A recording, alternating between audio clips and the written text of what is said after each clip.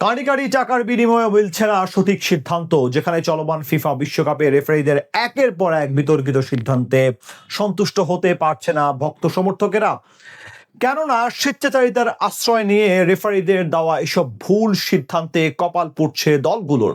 তা সত্ত্বেও ম্যাচ শেষে কত টাকা পকেটে পুড়ছেন বিশ্বকাপের রেফারিরা, সে কথাই জানবো এই রিপোর্টে। কারি কারি টাকা ঢেলে অত্যাধুনিক প্রযুক্তির পসরা সাজিয়েও লাভ হচ্ছে না কিছুই। মাঠে রেফারির এক ভুল সিদ্ধান্তেই যেখানে কপাল পুড়ছে কোটি কোটি ভক্তের, কান্নায় ভেঙে পড়ছে দলগুলোর ফুটবলাররা। চলমান ফিফা বিশ্বকাপে একের পর এক বিতর্কিত সিদ্ধান্ত যেন ফুটবল রোমাঞ্চকে বিষাদে রূপ দিচ্ছে। প্রযুক্তির এই যুগেও রেফারিদের এমন স্বেচ্ছাচারিতা আর ভুল সিদ্ধান্ত নিয়ে যখন বিশ্বজুড়ে নিন্দার ঝড়, তখন স্বাভাবিকভাবেই প্রশ্ন ওঠে ম্যাচ শেষে কত টাকা পকেটে পুড়ছেন এই রেফারিরা, যার উত্তর শুনলে অবাক হতে বাধ্য যে কেউই। এমনিতে ফুটবল বিশ্বকাপের মাঠের মূল আকর্ষণ থাকেন ফুটবলাররা, তেমনি মাঠের আসল নিয়ন্ত্রণ থাকে রেফারিদের হাতে। ফুটবল বিশ্ব যখন তারকা খেলোয়াড় আর শিরোপা প্রত্যাশী দলগুলোকে নিয়ে বুধ, তখন আড়ালে থেকে পুরো টুর্নামেন্টের ভাগ্য নির্ধারণ করেন এই ম্যাচ অফিসিয়ালসরা। যুক্তরাষ্ট্র, কানাডা ও মেক্সিকোর যৌথ আয়োজনে 48 দলের এই মহাযজ্ঞে তাদের কাঁধে এখন আকাশচুম্বী চাপ। আর এই পর্বত সম দায়িত্বের কারণেই তাদের পারিশ্রমিকটাও একটু বেশি। উল্লেখ্য যে ফিফা আনুষ্ঠানিকভাবে রেফারিদের বেতনের খতিয়ান প্রকাশ না করলেও ফুটবল সংশ্লিষ্ট নির্ভরযোগ্য সূত্রগুলো বলছে এবার রেফারিদের পকেটে ঢুকছে রেকর্ড পরিমাণ অর্থ।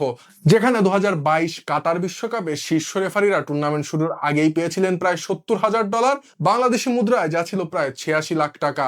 এর উপর প্রতি ম্যাচের জন্য আলাদা করে দেওয়া হতো $3 থেকে $5,000। তবে এবারের বিশ্বকাপে সেই অঙ্কটা অনেকটাই বেড়েছে। জানা গেছে এবারের বিশ্বকাপে দায়িত্ব পাওয়া রেফারিরা শুরুতেই এককালীন পাচ্ছে $1,00,000, যা বাংলাদেশি মুদ্রায় 1,22,00,000 টাকারও বেশি। শুধু তাই নয়, ম্যাচ প্রতি ফিও এবার বাড়ানো হয়েছে প্রায় দ্বিগুণ। প্রতি ম্যাচের জন্য যেখানে রেফারিরা পাচ্ছেন $10,000, যা টাকার অঙ্কে প্রায় 12,82,000 টাকার সমান। এর সাথে পারফরমেন্স বোনাস তো রয়েছেই। হিসাব করতে দেখা যায় যে টুর্নামেন্টের ফাইনাল ম্যাচ পরিচালনার দায়িত্ব যিনি পাবেন, সব মিলিয়ে তার পকেটে যাবে প্রায় $3,00,000, বাংলাদেশি টাকায় যা $3,68,00,000 টাকার সমান। সহকারী রেফারিরাও এককালীন পাচ্ছেন $25,000, বাংলাদেশি টাকায় 30 লক্ষ টাকার সমান যা।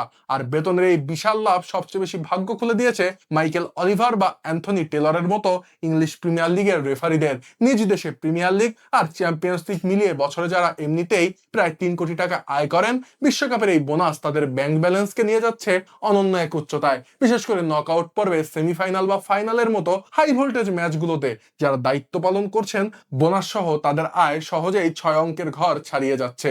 অথচ এত টাকা, এত সুযোগ সুবিধা আর আধুনিক প্রযুক্তির সুবিধা নিয়েও মাঠের বিতর্ক থামাতে পারছেন না তারা। সেমি অটোমেটেড অফসাইড প্রযুক্তি কিংবা উন্নত ভিএআর প্রোটোকলের পেছনে ফিফা মিলিয়ন মিলিয়ন ডলার বিনিয়োগ করলো, শেষ পর্যন্ত সিদ্ধান্তটা যেহেতু নিতে হয় ওই মানব সন্তানদেরকেই, তাই সেখানে ভুল থাকাটাও স্বাভাবিক। আর এই এক মুহূর্তের ভুল কিংবা এক পেশে সিদ্ধান্ত যেখানে বদলে দিচ্ছে পুরো টুর্নামেন্টের গতিপথ, কোটি কোটি দর্শকের সামনে নেওয়া এই বিতর্কিত সিদ্ধান্তগুলো যেমন ইতিহাস গড়ছে, তেমনি কোনো কোনো দলের জন্য ডেকে আনছে চরম দুর্দশা। ফলে টাকার অঙ্কে রেফারিরা হয়তো কোটিপতি বনে যাচ্ছেন, কিন্তু মাঠের এই চরম ব্যর্থতা ফুটবল ইতিহাসের পাতায় রেফারিদের চিরকালের জন্য খলনায়ক বানিয়ে রাখছে।